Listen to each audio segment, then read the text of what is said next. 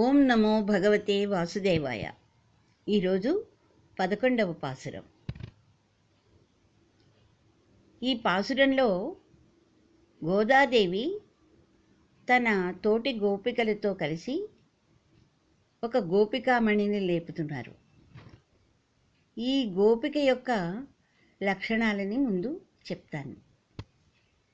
ఈమె అన్ని విషయములందును అన్ని విధములందునూ కూడా శ్రీకృష్ణునితో సరి సమానమైన ఒక గోపికామణి. అంటే శ్రీకృష్ణుడు ఆ ఊరిలోని వారికి అందరకు అన్ని విధాల ఆరాధ్యుడు, ఆదరణీయుడు. అట్లే ఈ గోపిక కూడా అతనితో సమానంగా ఆరాధ్యురాలు, ఆదరణీయురాలు. ఎందువలన శ్రీకృష్ణ భగవానుతో సమానమైంది అంటే, ఈమె తాను పలికే పలుకు కానీ చేసే పనులు అన్నీ భగవద్ ఆరాధనగా ఉంటాయి. ఇంకా భగవత్ కైంకర్యంగా కూడా ఉండాలని భావిస్తూ ఆచరించేటువంటి గోపిక ఈమె. అంటే అంతా కృష్ణమయంగానే తలిచేది ఈమె. భగవత్పరం కానిది ఏదీ ఉండరాదు అని ఈమె భావన. అందువల్ల ఈమె భావానికి తగినట్లు భగవత్ చింతనలోనే ఉండటం వలన ఆ శ్రీకృష్ణ సంశ్లేషానుభవంలోనే మునిగి ఉంటుంది. సంశ్లేషానుభవం అంటే ఏమిటి? ఆ స్వామిని నిరంతరం ధ్యానిస్తూ ఉండటం అన్నమాట. అందులోనే తాదాత్మ్యం చెందుతూ ఉంటుంది కూడా. కాబట్టి ఆమె ఎప్పుడూ ఆ యోగ నిద్రలోనే ఉండటం వలన ఏమవుతుంది? బాహ్యమైనవి ఏమీ వినపడవు, కనపడవు. ఒకవేళ వినిపించినా కనిపించినా కూడా ఈవిడ పట్టించుకోదు. ఇంకా ఈమె అతిలోక సుందరి, అందరినీ ఆకట్టుకునే సౌందర్యం కూడా ఉంది ఈమెకి. ఎలాగంటే అలనాడు శ్రీరాముడు పురుషులనే మోహింపచేసినట్లుగా, అంటే అంత అందగాడనమాట శ్రీరాముడు. ఆ విధంగా ఈమె స్త్రీలనే మోహింప చేయగల సౌందర్య రాశి. ఇంకా దీనికి తోడు సౌందర్యంతో పాటు శ్రీకృష్ణ అనుభవ సౌందర్యం కూడా ఉంది. అంటే ఆత్మ సౌందర్యం కూడా తోడే సాటి గోపికలనే మోహింపచేసిన ఈమెను గోదాదేవి ఈ పాసురంలో మేలుగొలుపుతున్నారు.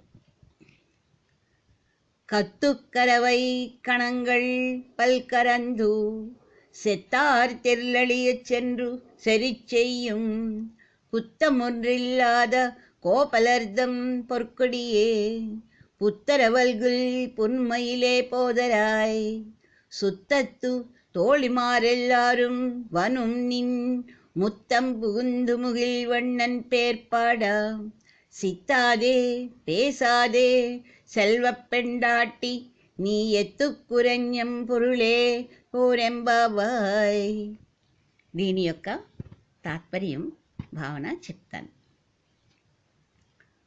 ఓ గోపాలకుల తిలకమా, ఓ చిన్నదానా, లేత వయస్సు కలిగిన పశువుల యొక్క అనేకమైన సమూహ సంపద కలిగిన మీ వంశం చాలా గొప్పది. అంటే వీరి వంశంలో ఈ పశు సంపద చాలా ఉంటుందన్నమాట. ఇంకా ఆ సమూహాల పాలు పితకదగిన వారు, ఇంకా శత్రువులను నశించినట్లు యుద్ధం చేయగలవారును, ఒక్క దోషమైనను లేనటువంటి గొప్ప కులము, గొల్ల కులమైనటువంటి వంశం.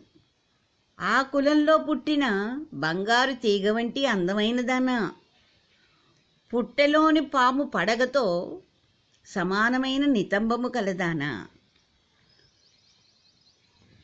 వనమయూరమా రమ్ము, నీ సఖులు బంధువులను అందరూ వచ్చి వాకిట నిలిచి ఉన్నారు.